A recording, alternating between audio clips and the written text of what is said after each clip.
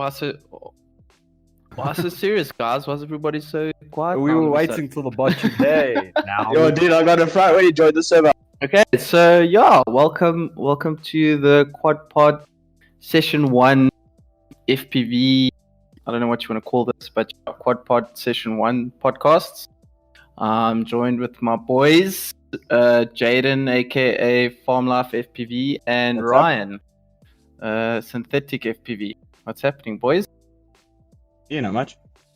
Lekker, bro. Not much. Just gathering some guys together to talk a bit about the local scene here in South Africa. You know, just to give our feedback on what's happening, what's good.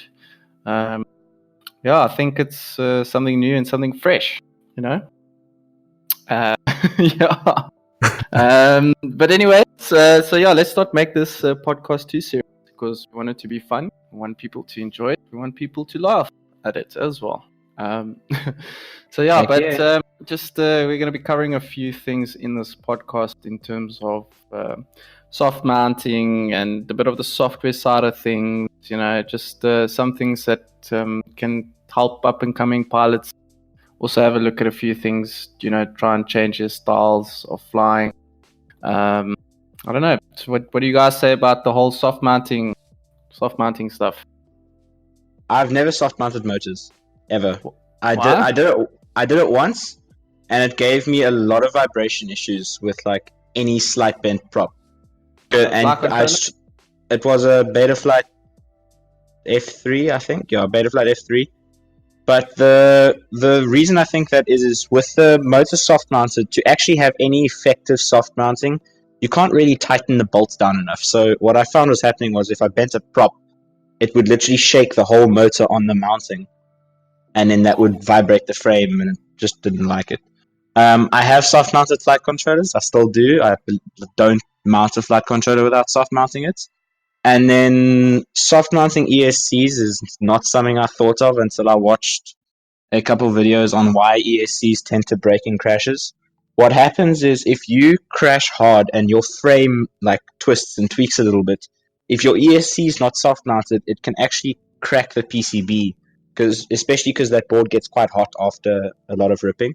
So if you soft mount it, if you crash and your frame tweaks a little bit, it doesn't get like cracked or tweaked by any of the frame movement. Okay, that's pretty interesting. Huh? No, I never look. Yeah, no, on the topic of soft mounting your ESCs, I also never directly just slap my ESC onto the frame. Soft mounting ESCs? I've never Yes. soft mounted an ESC, bro. I just let them hang loose and tape it to the frame, bro. No, I'm talking about 4-in-1 specifically. Okay, I'm with you. Yeah. Okay, yeah. And what's your experiences on soft mounting, right? Well, I recently only looked into soft mounting motors, and on a lot of people, especially someone starting out who's got a little bit of issues with their quad, sometimes it's not as simple as just soft mounting your motors to sort out the problem. But in my case, it kind of was. Like I personally think soft mounting of your flight controller is a must. And I had it in the past where I had quads flying fine the one day, and the next day it was just twitching more than a hillbrow junkie that didn't get its fix. So the soft mounting, eh? That's yeah. crazy.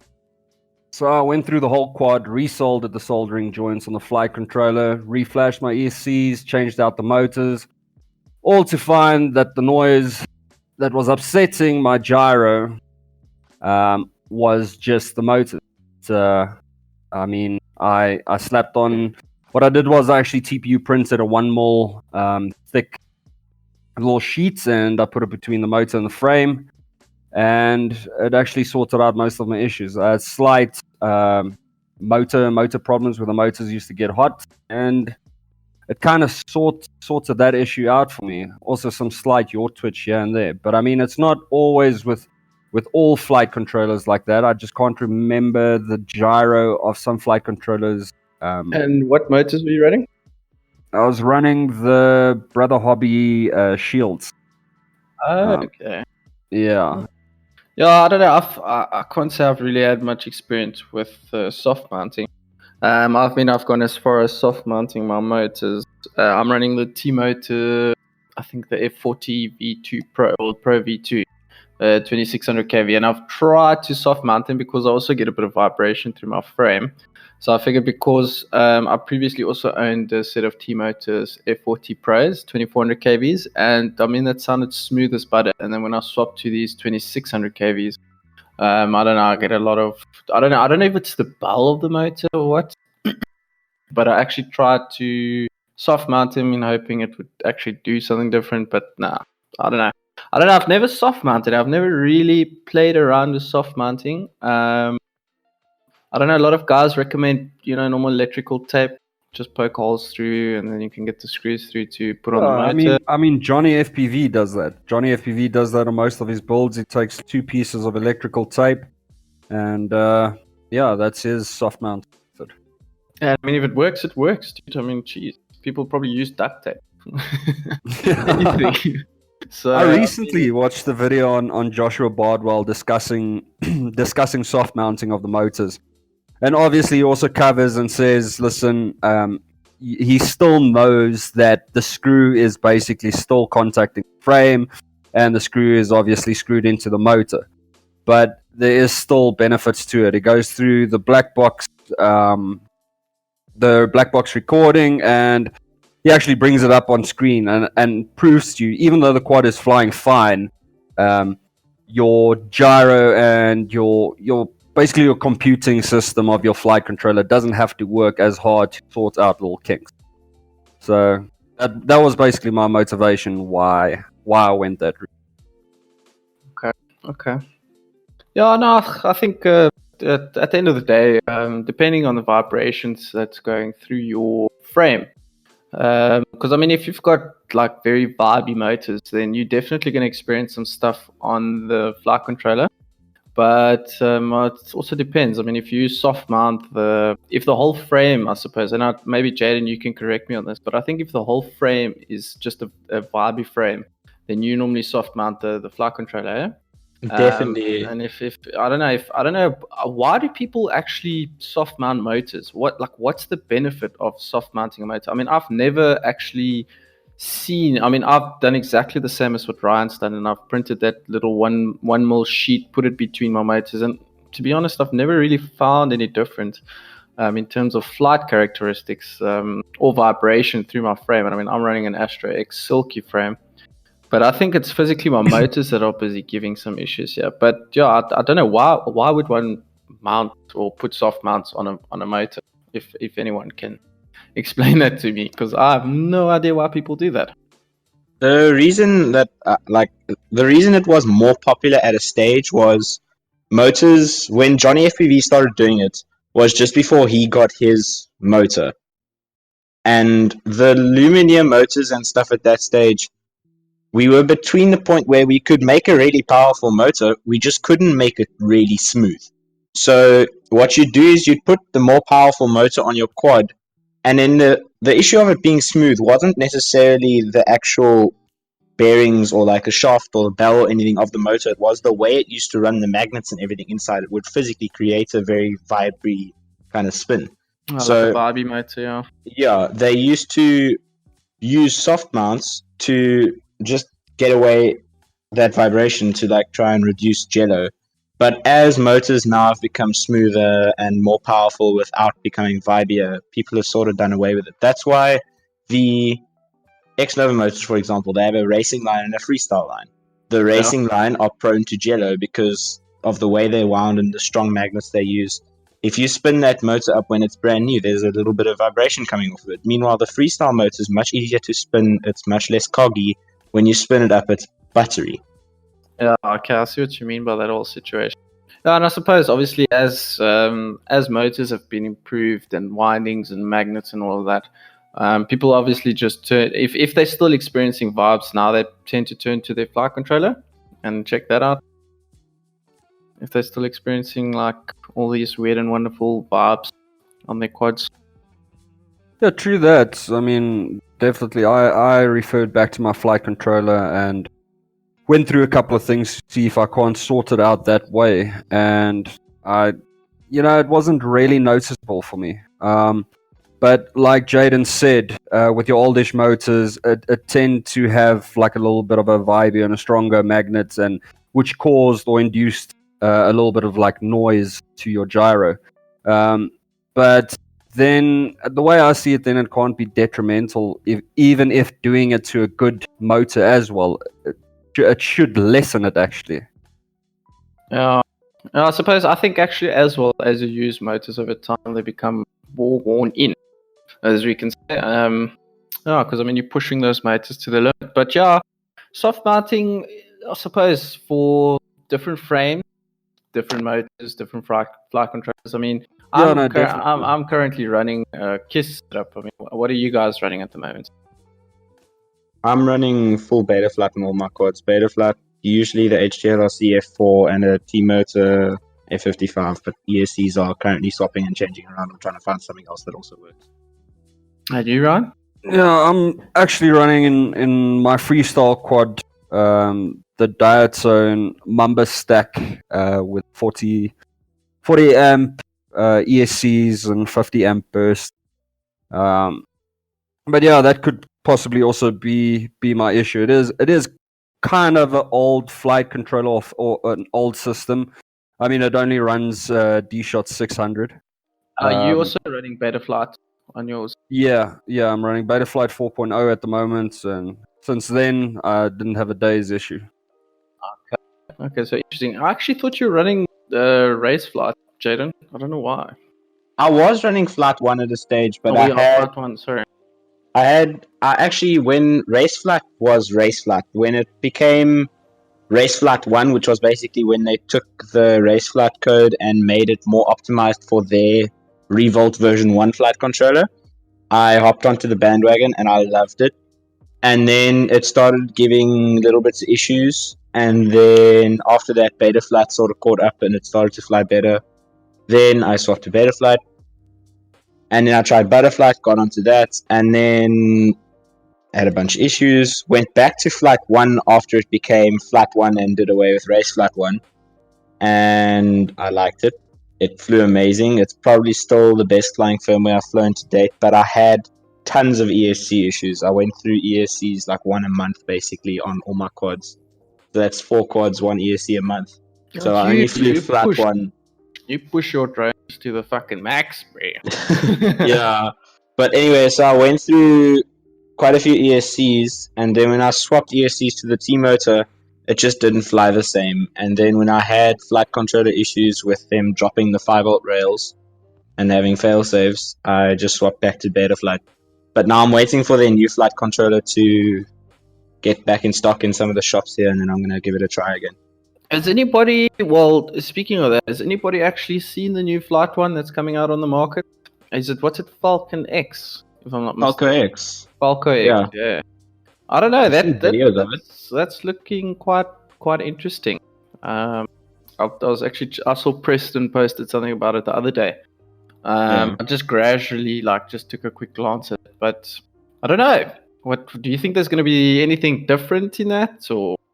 Look, it's a whole different filter system they've put behind it. So it's supposed to be amazing to fly, but it still uses the same hardware. So that's why I wasn't like, oh, Falco X, I'm going to buy hardware right now.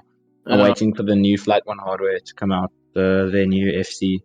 The new FC, new ESC. And also with this new stuff that comes out, everybody builds such a big hype around it. And then Oaks actually get it fucking let's say 200-300 pilots down the line, they started to experience issues. So that's why I normally do is I normally wait once version 1 is done and version 2 is out for release, then I know version 1 has been locked in. And then you play it like I don't know. Exactly like you mentioned it. You wait until everyone else hits that hype. Sorry, and hear their feedback. And then you're like, okay, no, it's actually not that fantastic, And then either you go that route or you choose a different route. That's exactly what I'm currently doing with the toothpick. I don't know if you guys know Eat Kebab's toothpick. Oh yeah, I bought yeah. one and then obliterated it. I'm literally just waiting for the perfect combination for flight controller, motors, and everything. And then I'll go ahead and build myself one. Because, I mean, Oaks are spending ridiculous amounts of money on flight controllers just popping. But yeah, I don't know. This new, is it a beta FPV flight controller? Yeah, the that's 12 come amp out? board. Yeah, I'm actually quite interested to see what Rock on FPV has to say about that. So Yeah, I'll I'm probably hit also him quite up. interested to see. Probably hit him up over the weekend and see what he says about that. But yeah, so Mark. yeah, you know Mark. I'm sure Oh you know yeah, Mark. yeah. Mr. Rock on FPV. He's always going to Joburg side, and he's always looking to pick something up. But yeah, so yeah, I suppose soft mounting really comes down to what you're experiencing on your drone at the end of the day. Yeah. Like I always try and keep, doesn't matter what hype I'm chasing, I always try and keep one quad that's on Betaflight. Because Betaflight's always like that safe fallback. It works. Maybe it doesn't fly the best, but it always works. Oh yeah, definitely. All right, and then one thing I want to ask you guys, maybe you can clarify for me, but what does, other than fixing like video noise, for what I know it's for, what else do capacitors do? You know, I mean, I see a lot of guys installing capacitors on their quads, and you know, I see people putting like on their ESCs for noise. And I mean, it probably is for noise, and that. And I mean, I've had a capacitor that's cleaned up my video quite nicely. So, but in general, what is the most common thing for a capacitor on a drone? Like, why do people use that stuff? You know. So the on 6S specifically, and I don't know about 6S low KV so much. I haven't had tons of experience with that. But on 6S high KV, you have to run a capacitor because of the high KV motors. What happens is when you are giving it lots of throttle, the voltage spikes that come back to the ESC from when you try and do rolls and flips and stuff from the braking will hit 60, 70, 80 volts sometimes. And if you don't have a capacitor that can absorb the spikes, it'll just fry all the electronics. And then okay. What they also do on 4S is they help with those really, really, really short, like the stuff that's within the milliseconds, kind of voltage drops and stuff. They help to dampen that a little bit so that the chips on the ESC don't see it so much. And they also give cleaner power through to the flight controller because, I mean, obviously they're... I mean, the stack that I'm running, the Mamba, is basically almost unflyable if I don't use a capacitor, especially on my XT60, my battery voltage in. And I mean, you get a stack and you get flight controllers which have actually got really good filters on it, where you don't necessarily need it. But for instance, if I take, for example, the Flight 1 Revolt, I got a buddy that's been flying that with no capacitors, and versus my setup with capacitors, his video feed still looks better than mine. So it all probably depends on what filters you have, or what quality of filters you have on your flight controller as well at the end of the day, when we're talking about noise now on your feed. Yeah, it definitely does. And specifically, the one version of the Racefly flight controller, I think it was the Revolt V1, it doesn't even have battery voltage or any sort of that filtering on it. It's got a bunch of filtering on it, but it's all for the 5-volt rail. So that's why that flight controller can survive just being punished with dirty power all the time. And it just filters it for the 5-volt rail perfectly. That's crazy. When two dirty rails correspond, makes a clean rail. I don't understand that. I really don't understand that. Like, I mean, I had, I don't know if you guys experienced, but with the TBS 5-volt, I think the version 2, maybe it was just me. But I mean, I bought two of them, and I had the Betaflight F4, I think at the time, or the F3, I'm not too sure which one. But I'm pretty sure the Betaflight 5-volt had a dirty rail because the noise on my video was absolutely ridiculous, which I cleaned up with a capacitor. So, and it was weird because when I cleaned it up with the capacitor, it worked for a couple of months, and then my video bombed out again. It just started pushing lines. So I took the capacitor out, and then I threw in an LC filter, and that just cleaned everything up. So yeah, I don't know. Different. You see, you get regulators as well, voltage regulators with your LC filters on. And I tried it with one of my builds before, which I had some issues with. If you do not get a good quality voltage regulator with an LC filter on, well, most of them have got LC filter on or built in, it actually induces noise, and that's the problem I set. I watched the whole topic a while ago of where this guy actually goes and regulates his VTX voltage instead of pulling it directly off your VBAT. He regulates it to 8.4 volts, if I'm not mistaken. Okay.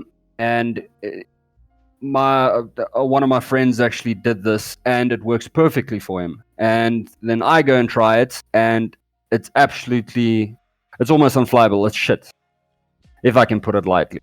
But so your video is just completely smashed? Like it's just white lines or what?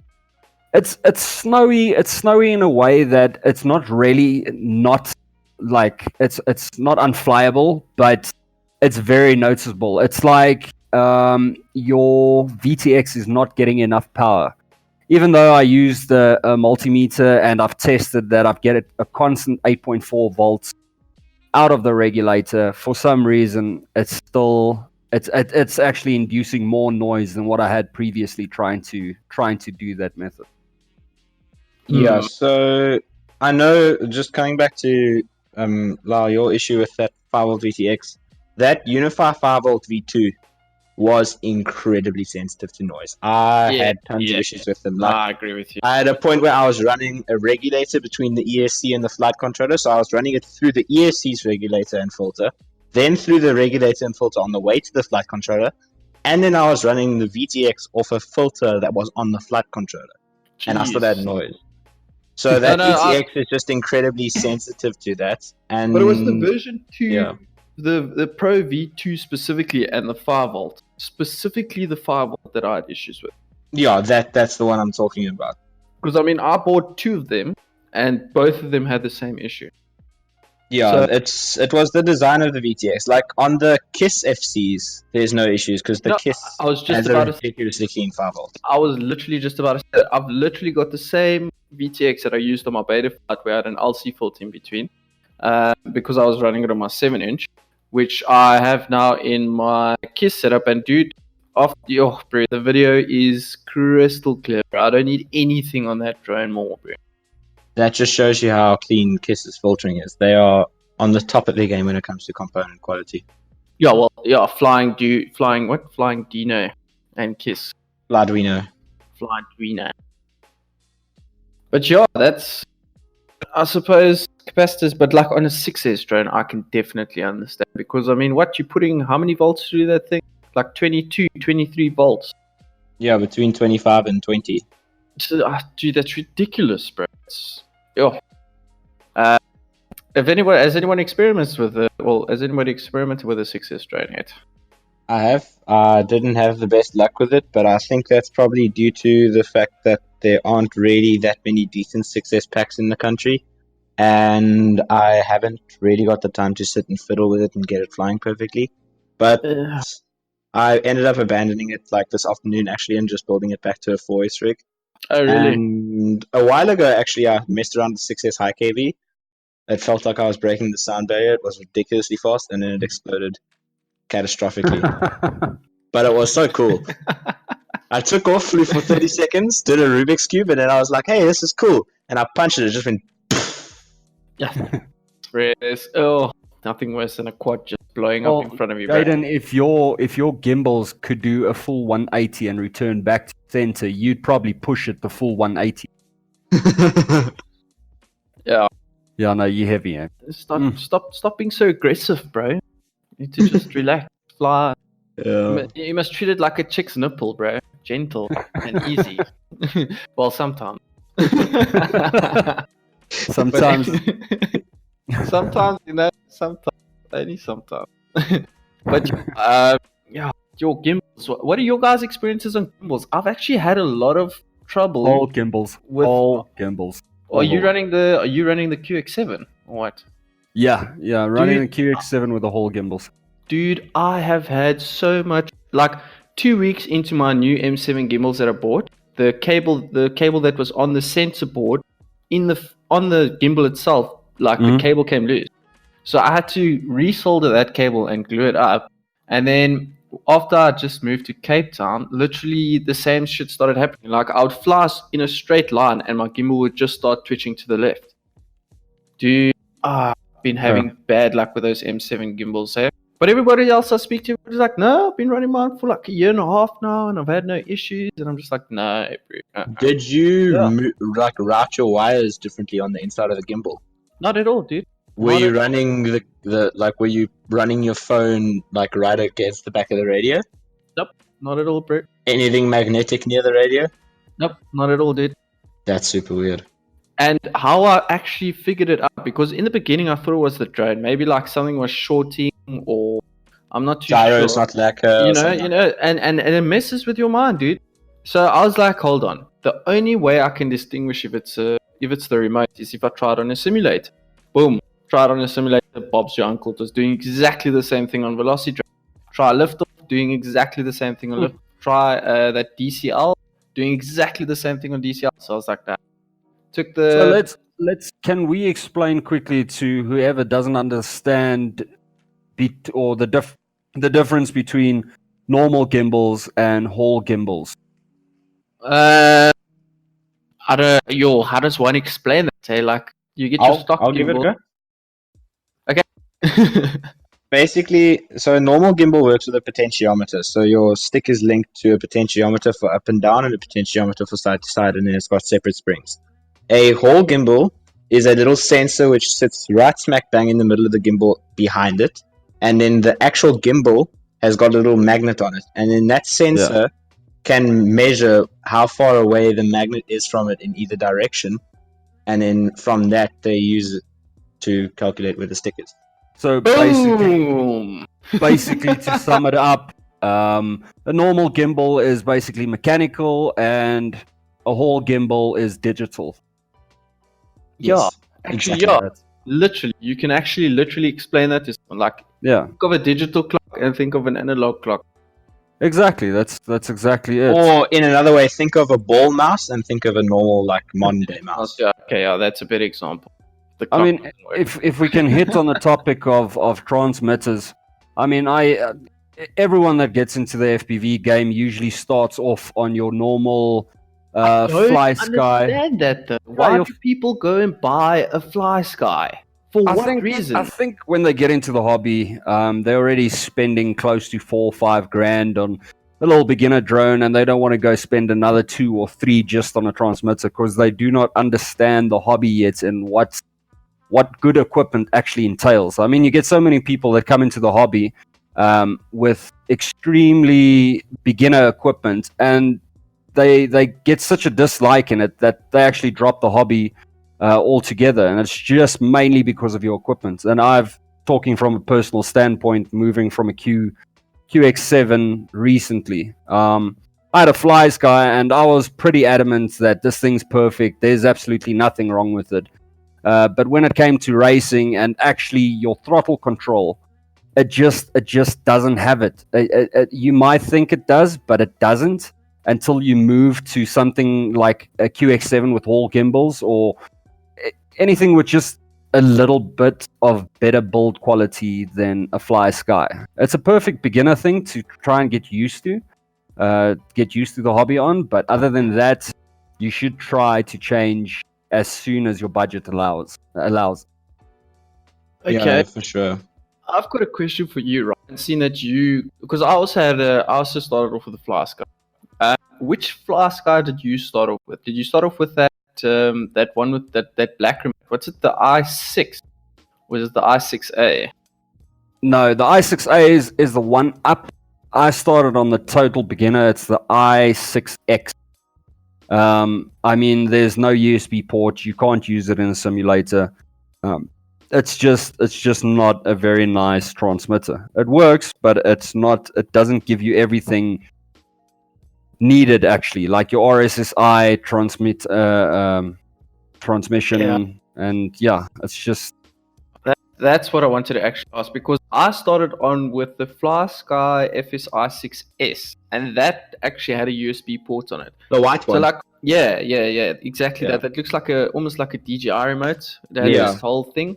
But that remote to me was probably the best beginner remote I've ever touched hands on. It is a very good beginner. Because of that USB port, simply. Just purely Yeah. because of that USB port.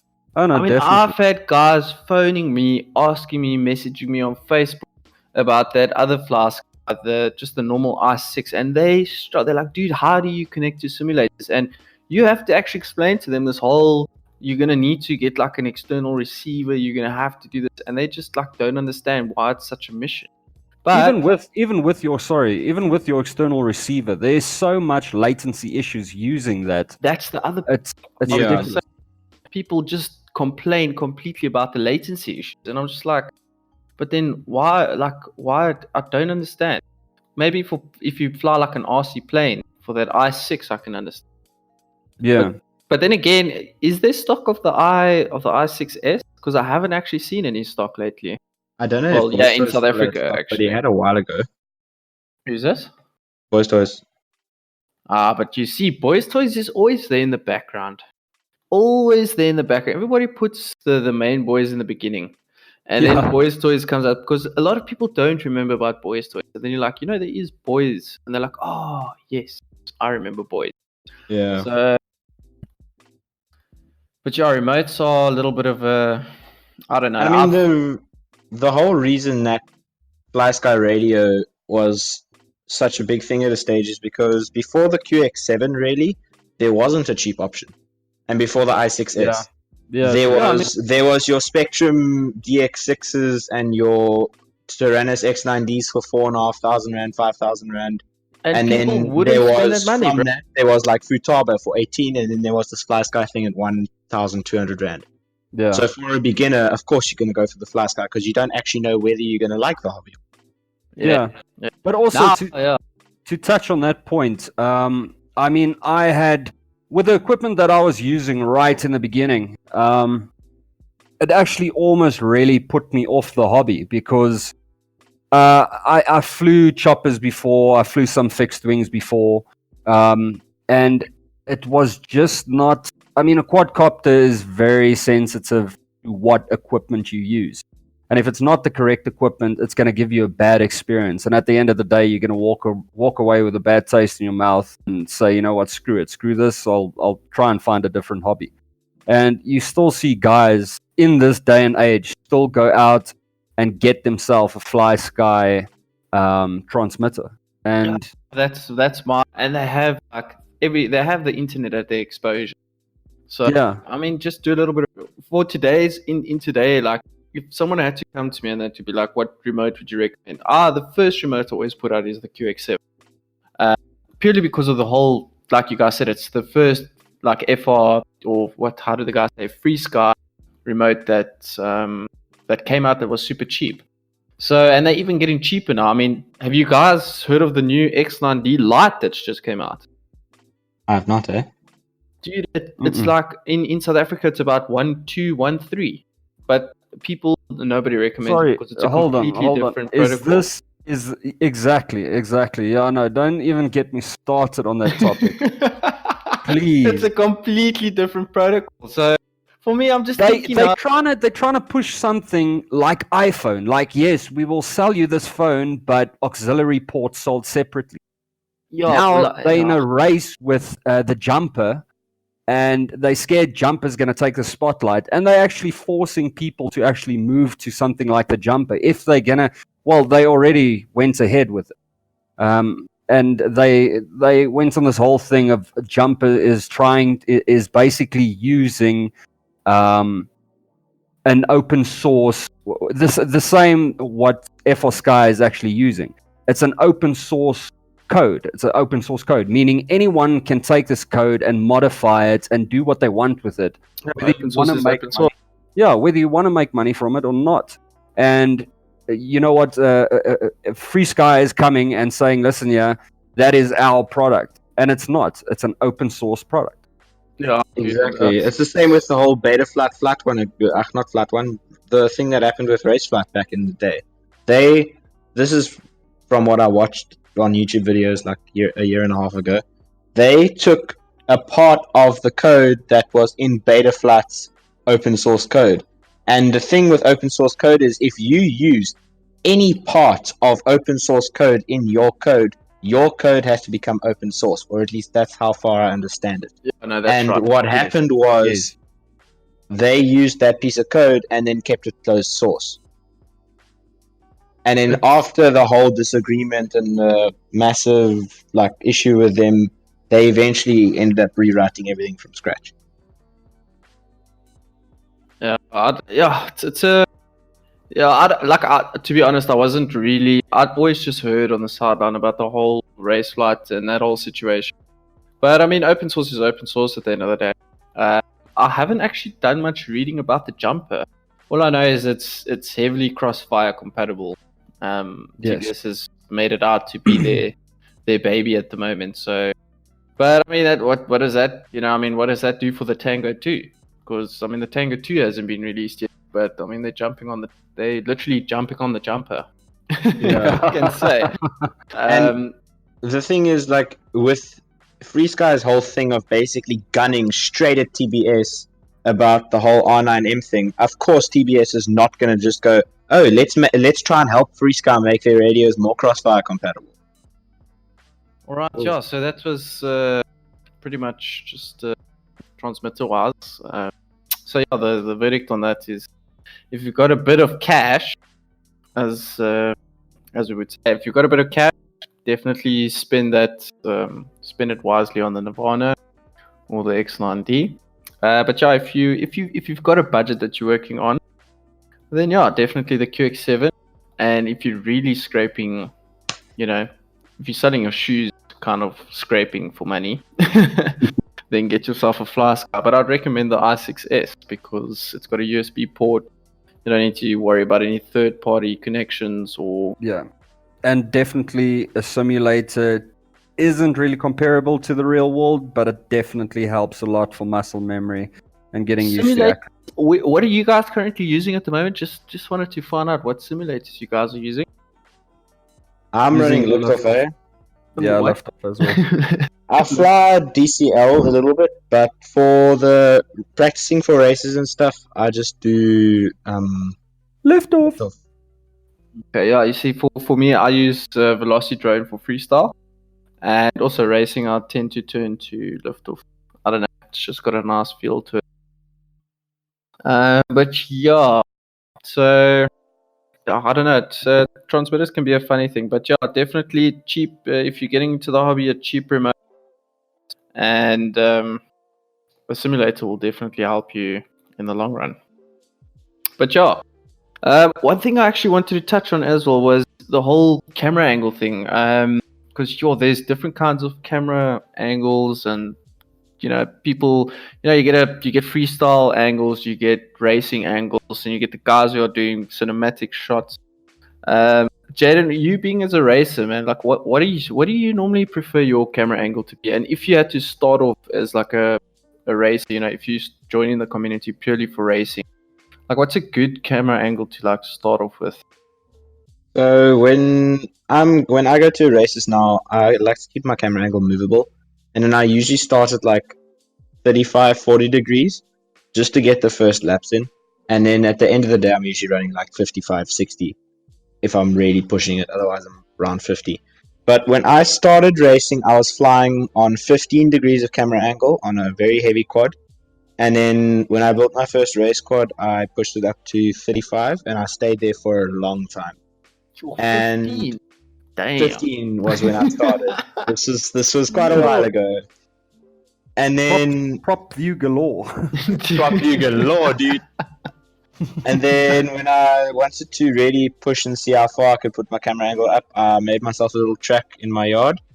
And then what I did to find my camera angle, and what's worked for one or two of the other guys as well, is fly as fast as you can on that camera angle. If when you're flying, you have to keep the quad down quite a lot, put it up. And I generally try and align everything that I'm flying through with the top third of my screen is where I'm generally looking when I'm flying. So okay. What I do is go for it, and I'd fly as fast as I can on that camera angle. If I can't keep the quad down easily through the track, put it up a little bit, carry on flying. That's how I found my camera angle. And then for freestyle, I run around 25 degrees. Okay, but you're 50. The way you race now, I would have never said you started out on 50 degrees, bro. I started out on 0 at my first race ever with a ZMR 250 in angle mode. 0 degrees of camera angle, bro. Took me Angle 6.5 mode, dude. Holy Took me smokes. 6.5 minutes to complete 3 laps on a short track. So you guys, this is proof that everybody starts somewhere. And now this guy's doing like 30 seconds on a heat. Quick. Yeah. and I mean ZMR, I mean they always say you got to respect the caterpillar to actually appreciate the butterfly. I mean, a ZMR 250, looking back at it now, is a completely drone, bro. Yeah, it was a dominating drone. But looking back at it now, it's painful. It's actually painful. I don't think I'll be able to fly one now. Like when I started out, I was like, "Damn, this carbon fiber is so stiff." And now, if I try and flex that frame, it feels like I'm flexing a little Sasati stick. Exactly. Dude, it's like the Vortex, bro. All the guys that try and fly the Vortex 250. Yeah. Like, what the hell is this? Yeah. Even the B That roads at quad 250 was ahead of its time when it came out, though. That Vortex.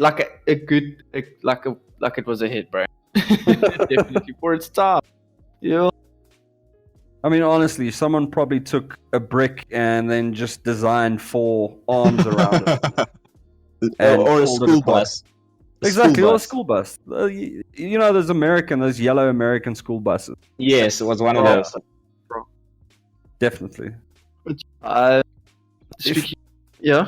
If I can touch on camera angle, if people don't really know which angle they want to be at, and it's like Jadon said, if you constantly wanting to basically pitch forward to try and keep your quad at the same level you're going, but also try and go faster, then you need to push your angle up. But I lost what I wanted to say now. You know what? Scratch that. I think what you meant to say is basically, if you have to pitch forward to the point where you can't see well enough to fly to keep your quad down, put your camera angle up. Yes. And as well, including that, when I moved my camera angle up, and I moved it only recently with the racing to 45 degrees, actually in the practice runs, I haven't got the balls yet to do it in a race event. But it actually feels like it becomes easier to fly, whereas your left is your left, your right, and your pitch down is actually you losing altitude. You're not anymore using your throttle to try and, basically scope your altitude out before the gate. You're actually pitching forward or pulling back to try and make that gate. And I find that much easier. It is. And like, you're not really turning with yaw as much as you were. You're kind of turning mostly with roll.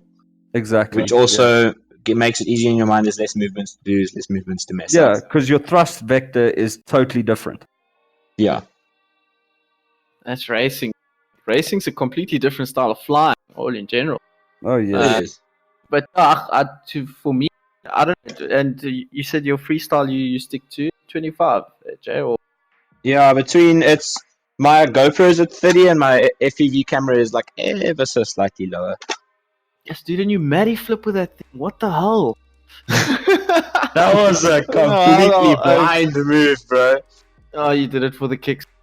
I did it for the kick, dude. I watched him Matty flip. He did a one Matty flip there at Nationals with the freestyling competition. That's what I'm talking about, bro. He literally probably had less than a centimeter in his field of view where you could actually look at the object that he's Matty flipping. And he got it right. I got it right. Did you fly way too much, bro? Can I actually ask like a complete wing it question? Go for it, bro. What was your guys' first setup? Ryan, you can take that one. I'll go after you, bro.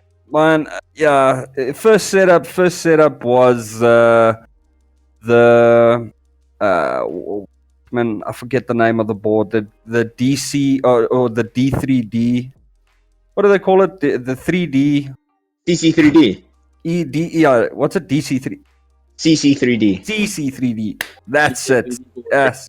My tongue's not working tonight. It was the CC3D with your Noisy Bee ESCs, massive individual ESCs.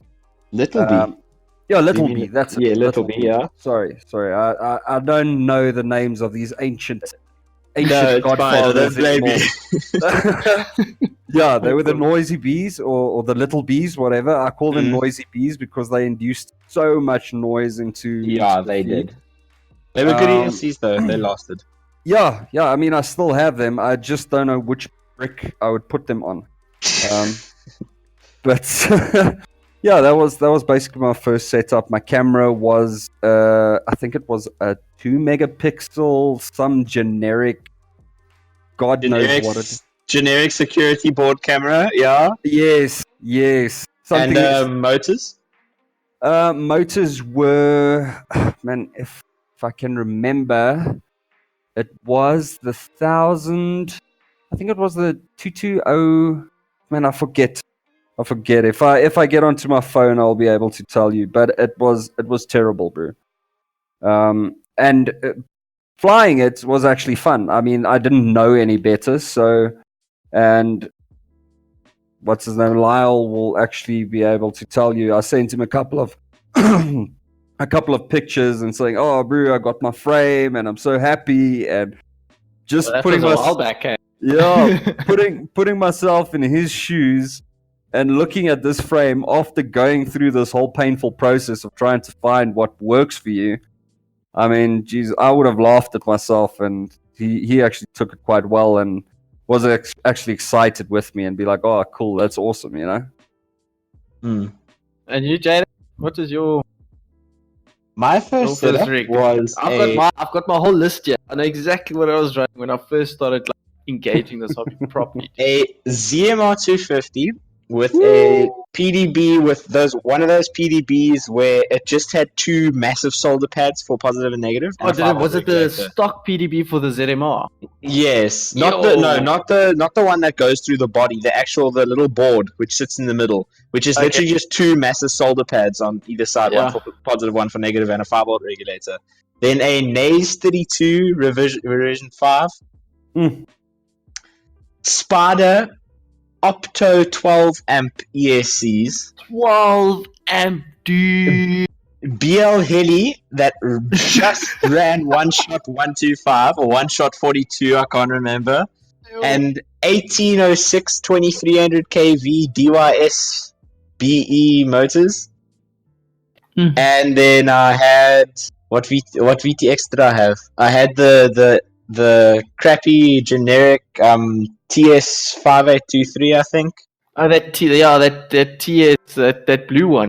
Yeah, the Foxia HS1177 and a massive Spectrum satellite receiver. And I used to run these big, bulky 5045 two-blade props, and that was like, whoa, this is a high-pitch prop. Oh, this is a high-pitch prop. Now I'm going like 51, 52. Yeah, it's a pretty nice prop. Yeah, I like maybe a little bit on the pitch. You know what you're talking about now. Yo, dude, that's hectic, eh? Oh, yeah. And your oaks are still running D shot, like literally. Okay. Well, my first frame. So how I organized my first FPV drone was actually quite interesting. Because I was obviously low on cash and whatnot. I made a plan to swap a couple of things. You know, I had a couple of PC parts laying around. Got into contact with this guy, and I was like, "Oh wait, dude, let's do a bit of a swap." So gave me this quad, and it came with a QAVX frame, which was probably bought from Banggood way back then.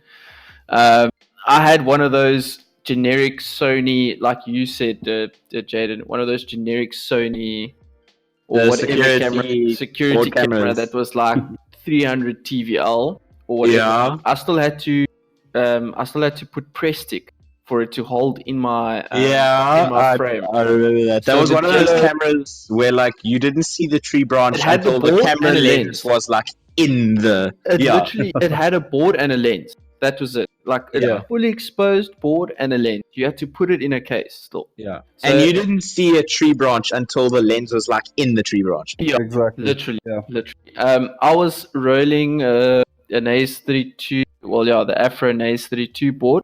At the time, I The had purple those, one. Yeah. Oh no, Yeah. the blue one. The blue one. Yeah. Okay. So it was. I don't know which version it was, to be quite honest with you. I was running 1806 DYS 2300 kV motors. Mm-hmm. I don't know what props. Oh, I was running those King Kong, those purple King Kong props. Yeah. I was running those, and then I still had my i6 or my i6S remote back then. I was running a 3-cell. I had my Ishi VR, those 007 Pro goggles with the 40 channels. Dude, I had that the Omway blue spiral Omni antenna. Yeah. Yeah, dude. I mean, Oh, the clover leaf. the Clover. That's the one. I mean, Yes. that's the kind of shit I was running back then. Dude. I mean, what My- else? Yeah, PDB was stock same as you. It was a Maytech Yeah. stock PDB. Yeah. So, and I mean, I was running PPM or that same. or PPM. So I mean, you had to keep acceleration up when you wanted to do a roll. Yeah. So- yeah. PWM for the ESCs. Yeah. Yeah, that's the one. That's the one where the ESC is physically plugged into the RX. You know, Yes. It wasn't just Yes. there was no iBus or anything. I'm sure it was PPM, man, or PWM. One of the two. PWM. Oh, what are you talking about? The receiver to the FC or the ESC to the FC? The receiver to the FC. Where Yeah, you had that's to PWM. you had to PWM. Yeah. plug in the motors so that it could pick up each individual motor, etc. So, I mean, that's the kind of stuff I was using back then, bro. Yeah. Well, so who of you know of the Quantum goggles? I know those big ass things. Yes, that's what I started with. I know those big. You got them from Flying Robot, if I'm not mistaken. You could also Yes. build them. Yeah, they were. Was it You the had to full-on build kit? them. They were DIY. They were DIY goggles. That you literally took a screen and put it into the strap. Yes, that was a screen into this like foam box, and a strap on your face, and like a receiver glued to one side, and a massive 3,000 the 2,200 milliamp hour 3-cell glued to the other side. Oh, dude. You look like one of those like VR from the 80s people. Those things were madness, bro. But I mean, when we first saw them, they were that's what people were using. It's like, oh, I want to Yeah. get one of those, you know. So I mean, it's crazy. But going, you know, Sorry.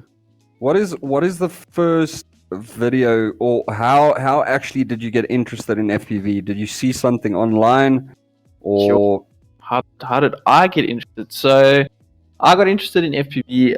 There was a guy that my brother knew by the name of Michael Prinsloo. And one day I rolled, because my brother built his own homemade drone with a very old flight controller. I don't know what it's called now. But yeah, and we met up with this guy, and I took my little 800 Rand Chinese drone, and I went to go fly there. And this guy brings his FPV drone. And I mean, that's pretty much where it all started for me. He told me where to go and get the stuff, which he mentioned back then, Flying Robot. And yo, dude, I was on the mission to get that stuff. And then obviously with, still being in college and that, you can't, I didn't have the budget to buy one. So I actually put it on the back foot. And then I forgot about it for a while until I came across one of Mr. Steele's videos. And that just blew my mind completely with the whole Sharpoo video, the whole Mr. Steele thing. And yo, dude, after that, I was on the mission again. And then that's when I started hustling. That's when I got the PC part, and boom. Sorry, Ben. That is the exact way how I started as well. I think you remember I still sent you a message, and I'm like, listen, that is super cool. Like, how do you get into it? And you still sent me a whole price list and, basically the whole explanation where to go. I remember that, dude. Yeah, I remember that. And I also said, no, I'd like to get into it. And it also just slipped my mind. and I actually saw one of I think Ladrib was the first video I saw, a video from him, and then from there I like saw all the Rotor Riot guys. I'm like, you know what, this is something I really want to do. And I mean, yeah, being an RC enthusiast, I mean, you were telling me you used to fly choppers and wings. I mean, dude, you'll take to the drone like instantly because it's like everything in one. It's a wing, it's a chopper, I mean, you can get an RC card. I mean, dude, this is like an all-in-one package kind of thing. Exactly. And Jadon, how did you get into it? I can't remember what the first video was that I saw of it, but I know that the video that inspired me to actually start like learning to fly proper FPV, because at the stage I was just like into line of sight, I didn't really care much about FPV, was that video of 3 years ago, Rotor Riot diving the damn wall. The damn wall.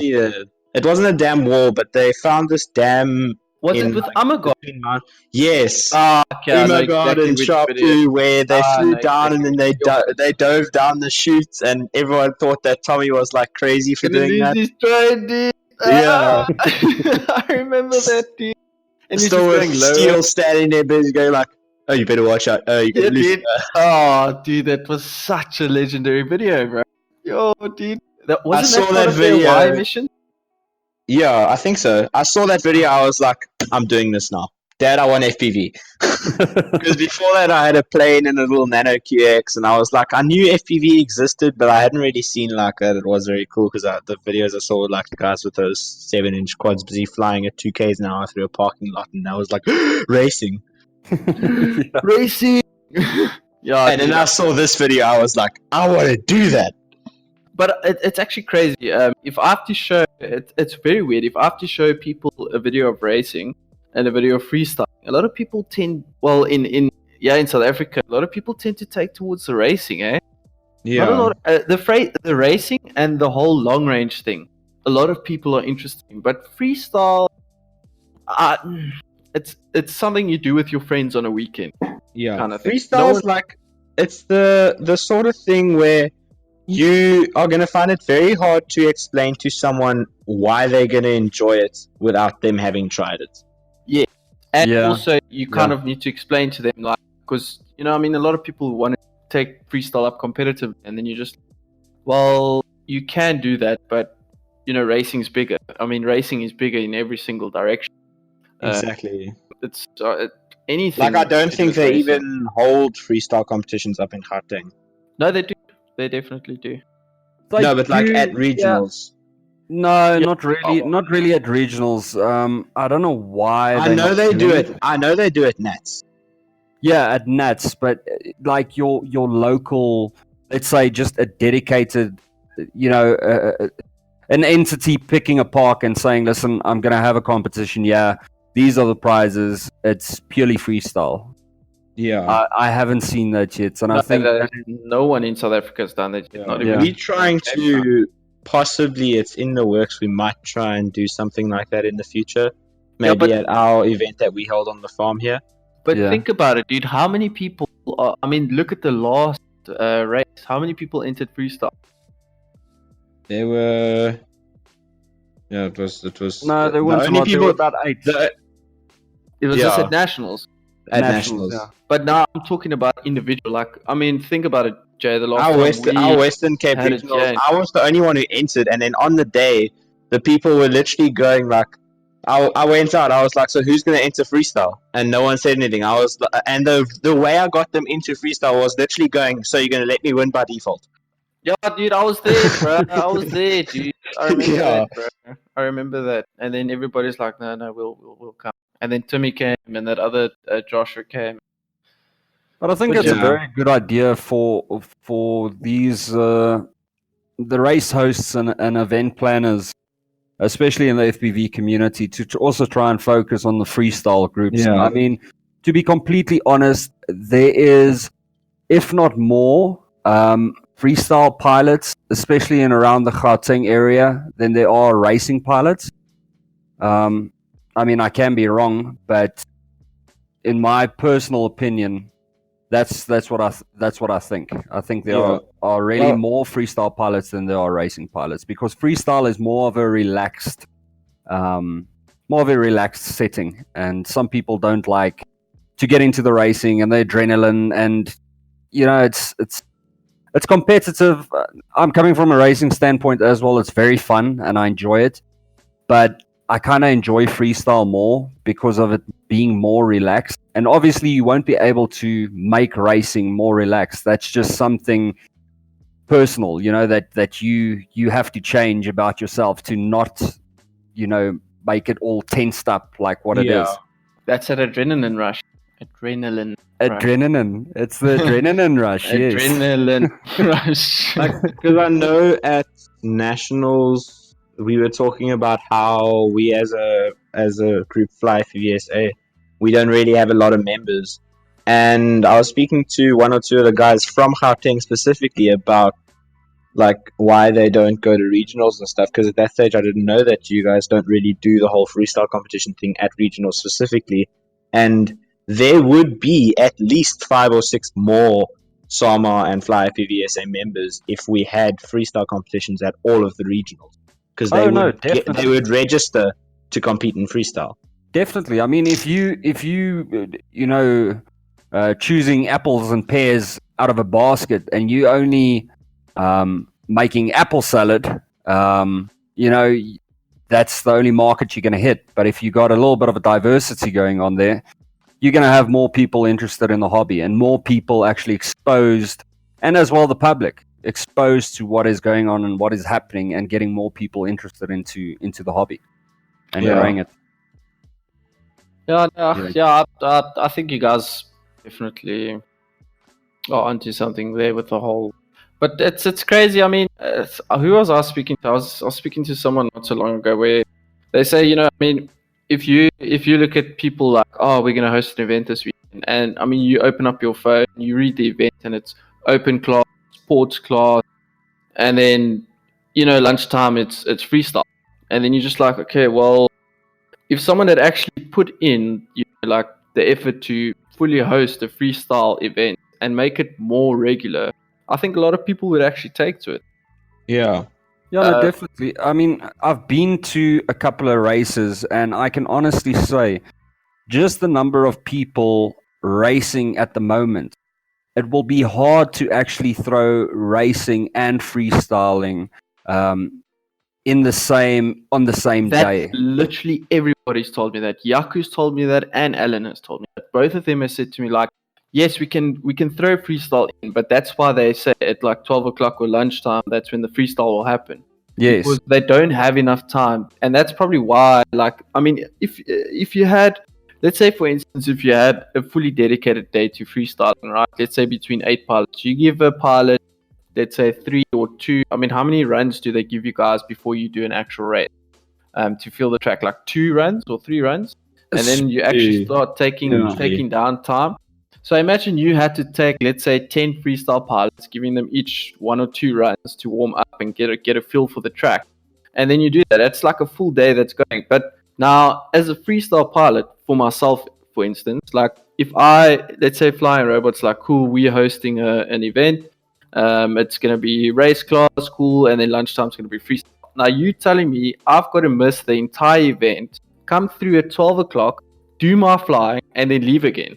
Or wait till 5 o'clock to wait for the prize nominations, kind of thing. Yeah. It throws me off already. Like, I'm already like, okay, well, I now got to, make sure my shit's charged, and hopefully I can get 1 run in. Yeah.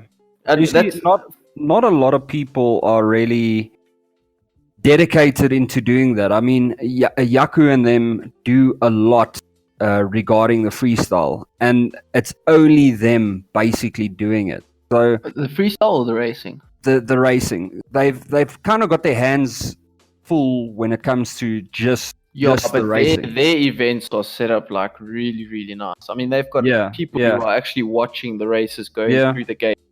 That's one thing you don't get here in Cape Town. That's the first thing I noticed. Is like, how can you trust the pilots? I mean, I'm not saying everybody cheats, and I think in our community we all pretty much like, we straightforward guys. If you miss a gate, you're going to go back and go through it. But I mean, that's the extent that Joburg's gone through to make sure that events are hosted properly. I mean, it's crazy how the difference is between the two, but I don't understand why. Like, what's put the community off? Yeah, you know, that's kind of like the big question mark for me.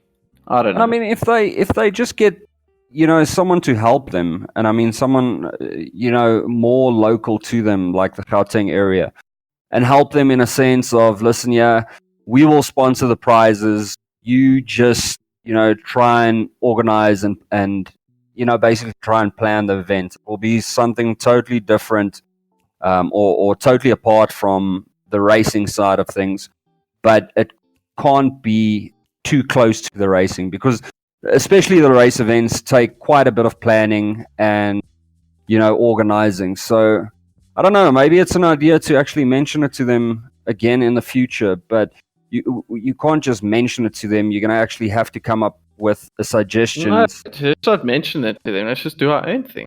Simple as that, because you can take the horse to the dam, but you can't force it to drink.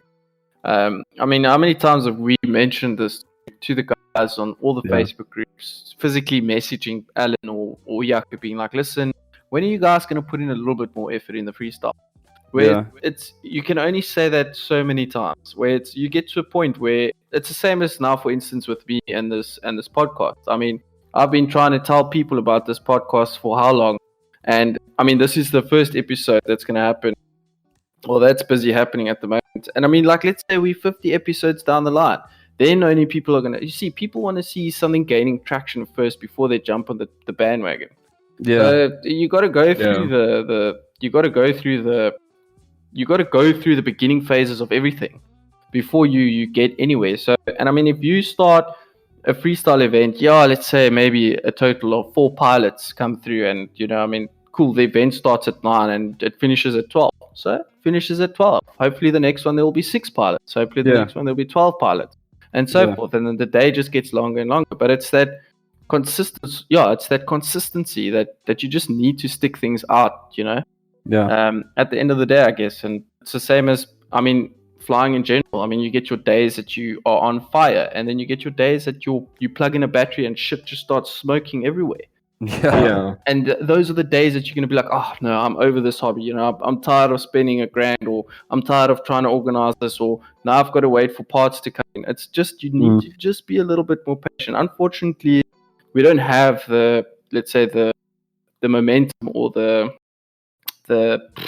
what's the word I'm looking for, the ampness that overseas has. And that's one thing we also need to kind of understand, you know.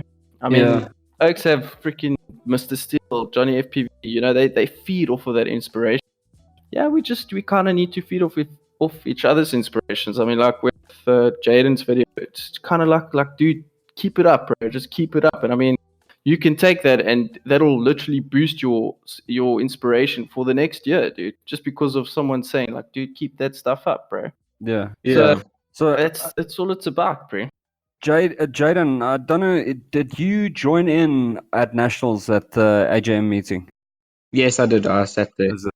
And the reason why I'm bringing it up is, Lyle, there were a couple of points that were handled at the AJM meeting, and that's the AJM meeting is basically a conjoined Summer and Fly FPV SA board, which sits and discusses a couple of issues revolving the hobby and how to grow it. So especially the Gauteng guys, for instance, if I can mention Yaku and Ramon and them, they'll be very open-minded to the idea of trying to host a separate freestyle event. But obviously they don't want to pump cash into it. I'm kind of like going on my own idea here, what possibly might be the reason.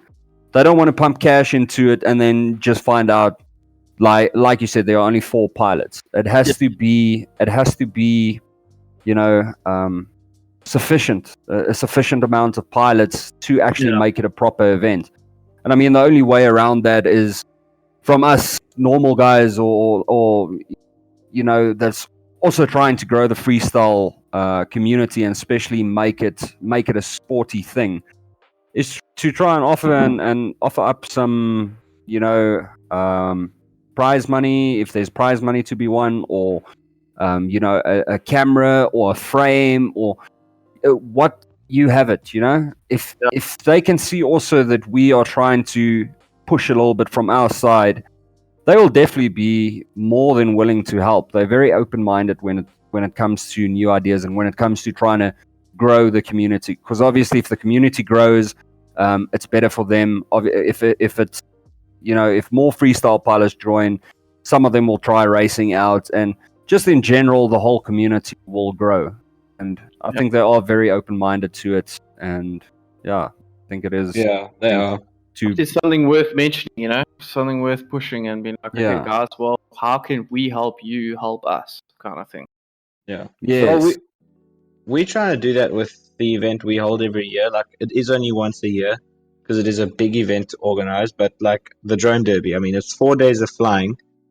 Basically, 2 of those days are come and fly as you please, wherever on the farm you want to, and then on the Sunday we usually do as racing and other competition, but on the Saturday we try and organize like a trip of like 4 hours to a spot that's very unique in itself. Like, we're trying to organize quarries and things like that and other stuff which I can't disclose yet because it's like top secret, but we try and do that. We try and give the guys like an opportunity to fly somewhere completely legally and where everyone's happy, where they wouldn't normally be able to fly. Yeah, well, I actually must still experience your drone derby, dude. I must actually still make a plan to that and the Friday FPV derby that they normally have. But I think that's pretty much the topics I wanted to cover tonight, or the chat. Just in general, I think this was a good good podcast, or the good first podcast. Definitely. Covered. But is there anything happening in Joe's before we close this off that anybody should be aware of? Any events happening? Yeah, well, in the Gauteng region, there is the FDL 03 coming up, hosted by the Friday FPV team. It's going to be situated at the Purple Cow restaurant at Midstream College. Anyone who is interested can just hop onto the Friday FPV page and then just fill out, basically buy a ticket and fill out the requested form on their page. They're going to be starting off with scrutineering at 8 o'clock. Racing will be started at 9, and it will be this weekend, Sunday. So that's the 26th of May, 2019. Any entrance fee for spectators? No entrance fee for spectators. Spectators can come. They will have, which they usually have at their events, is basically a big screen for spectators to come and watch, as well as spectating goggles that they can try on and actually, get a feel of what the pilot is actually seeing in their goggles. And they also are going to try and possibly live stream Sunday's event. Okay, yeah, definitely. If there's a link for that live stream, we must definitely try and organize that and then see if we can spread the love. Oh, yeah, definitely. Oh, wait. Yeah, well, I don't think there's anything happening in Cape Town. Jadon, do you know of anything happening in Cape Town? There's our next regional should be on the long weekend in June, I think. Okay, so that's still June. Okay, well, yeah. I think if we can try and make this podcast a weekly thing, a weekly podcast from Quadpod, and let's try and see if we can bang it for the next one. Sweet. Yeah, no, definitely. Been fantastic. Well, I thank you very much, everyone. Thank you guys for joining me, and it's been an interesting evening, if I can say. Smiles all from my side. I think we covered a few things. But onto the rest of the week. Tomorrow's Friday at least. And once again, Farm Life, Jadon, Synthetic, FPV, Ryan, guys, thank you very much. Fantastic. Oh, where? Cool. I Cool. think you can end that recording with Craig. Craig is such a beautiful guy. Craig, thank you for your sweetness. Being so sweet and sexy and all quiet, like We actually just all struggled. ears. We struggled to get this podcast up and running, eh? It was actually a mission. Like, you'd think it's as simple as just right click and record, but no. It's not how it works. Yeah. To get Craig involved here. Trusty Craig.